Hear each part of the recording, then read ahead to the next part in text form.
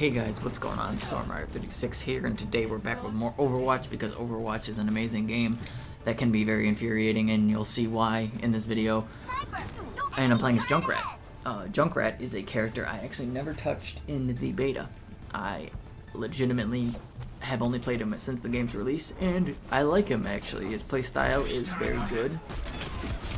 When you're just trying to, not really aim for anything. He's like the exact opposite of a sniper, because he's supposed to spam out, like a choke point, keep people back, and then you can set up traps where you throw down the bear trap and then put the landmine somewhere near that, and that'll kill, so that combo kills people, so, I understand why he's a defensive player, or a hero, but, so that's what this gameplay is. I have no idea what I'm going to talk about for like 12 minutes, and this is going to be very interesting of what comes out of my mouth right now, because as you guys know, I do these unrehearsed, and I just kind of talk off the top of my head because I like that. It's natural. It just lets shit flow. You know what I mean? And it leads to good stuff. I mean, I like it. But yeah, so Junkrat, just fucking shoot bombs. That's all you gotta do. Just keep shooting those bombs.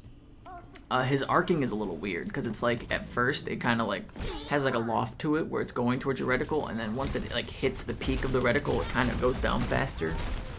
It's a little bit awkward actually. It's weird. I'm still trying to get used to it. He definitely up close. It's not that hard to miss shots. The travel time is a little bit slow too on his projectiles, so you have to aim ahead pretty well.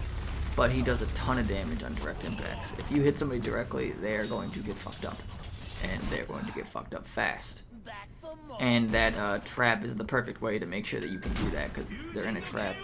They can't be destroyed. They're sitting there like a sitting duck. And you'll see me, I use, multiple different tactics with Junkrat. One of the big ones is actually if you're fighting a tank, you hit them with a few bursts of damage, and then you throw it on your trap. Hopefully they step in it. If they do, then you hit them some more with grenades, and then if you don't finish them off with like a full clip of grenades, you throw your landmine in their face and blow it up. And hopefully that works for you. Because, if that didn't work for you, you're probably dead, because that person has a lot more health than you should be fighting. The only way they could survive that is with like a Lucio ult. Or Mercy could revive them, so then you're fucked then. You know what I mean. He's a very, very good area holder because it's hard to push him out, and his escape is pretty good.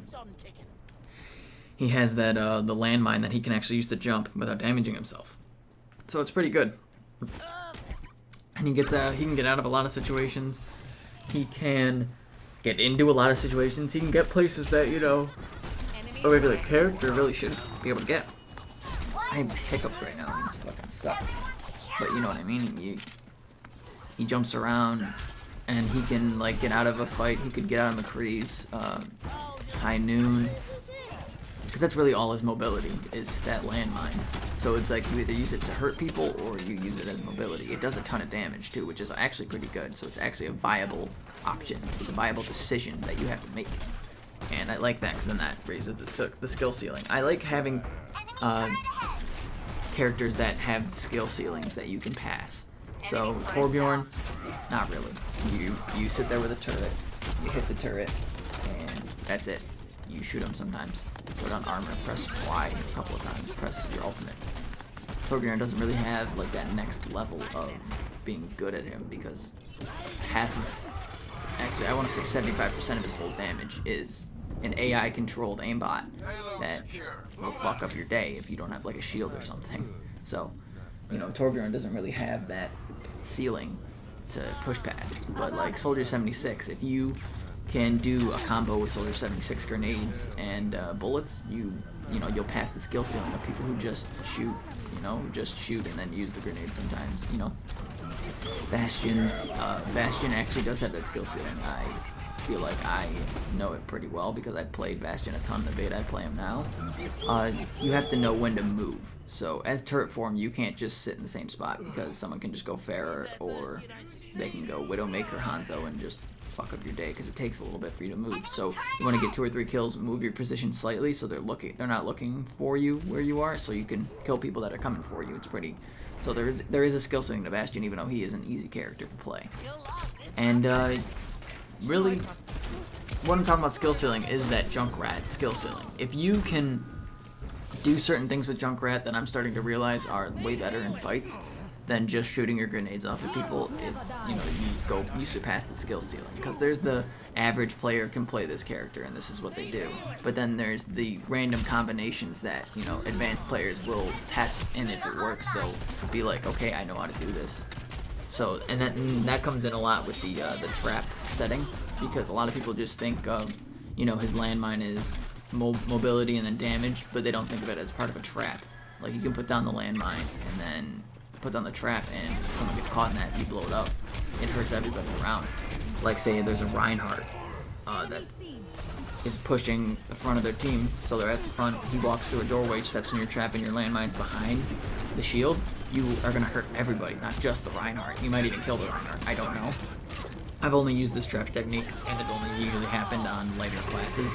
The only tank I've used it on is Roadhog, and I had to use all my grenades too, because Roadhog's got fucking 600 health and he'll wreck your day. But nevertheless, it's very interesting. It's very, very fun. Very, very. It's very, very nice to see the skill ceiling and see it's annoying when a enemy player is past that skill ceiling, because you instantly know it. They're instantly killing you a ton. When a Widowmaker can hit a ton of her headshots, or a Widowmaker knows that a fully charged body shot will kill light classes, and she'll go for that instead of the headshot to guarantee the kill. That skill ceiling. I'm trying to think who else has a skill ceiling that I'm trying to surpass. Pharah, I'm trying to figure out her skill ceiling. I don't really know it yet. With her, the big combo is to jump up in the air and then blast people off edges and stuff, but, I'm trying to figure out different ways to use that, the burst rocket, the dispersal, whatever it is. I don't know what it's called. I've been thinking about maybe, when there's a Torbjorn on a turret and he's healing it faster than you can damage it, maybe you blast him away from it and get the rockets off, kill him or the turret, doesn't really matter. But yeah, so I think that is... that might be skill ceiling. Her ultimate is very difficult, because as soon as you do it, most of the enemy team is going to look up at you and try to kill you, because they know that if they kill you, you are done blasting rockets down on top of everybody. So it's kind of like, go for the Pharah or die. Or if they're next to a door or something, you just step out of the way. Who else? Reaper. Reaper's a pretty difficult character, just because Roadhog counters him amazingly, because of the fact that Roadhog is a shotgun, Reaper has two shotguns. Roadhog shotgun does more per shot because there's only one of them. So, if you try to fight a Roadhog, you better be ready to strafe around him and try and dodge, because if he hooks you, you're dead. That's pretty much how Roadhogs work. If you're a light class and you get hooked, you're more than likely dead. Sometimes the game will be weird, and sometimes, the Roadhog will shoot you and you won't die. It'll be a rare occasion, because it's spread. It's a shotgun, so it's random spread. So you might get lucky and the random spread doesn't hurt you, but, you never know. But I mean, it all comes down to, I want that skill ceiling to be surpassed, not just by me, but by everybody, because then it's a lot more fun. Like, Genji, I never played Genji, so I can't give him a skill ceiling, I wish I could, but I can't. Hanzo's skill ceiling is probably using that, it's what I do with the ultimate. It's when you use the ping dart, shoot it through a doorway that you think they might be in, and, using that to your advantage to ult through the wall. Ultimate through the wall is very good with Hanzo, because it catches people off guard. They don't know where it's coming from, they don't know what direction it's traveling, so they don't know where to go to get out of it. And, shield, Reinhardt's shield doesn't block it, Winston's shield, as far as I know, doesn't block it, so it's very, very good to, not, and, yeah, it's very, very good to not, obviously, use it in front of everybody.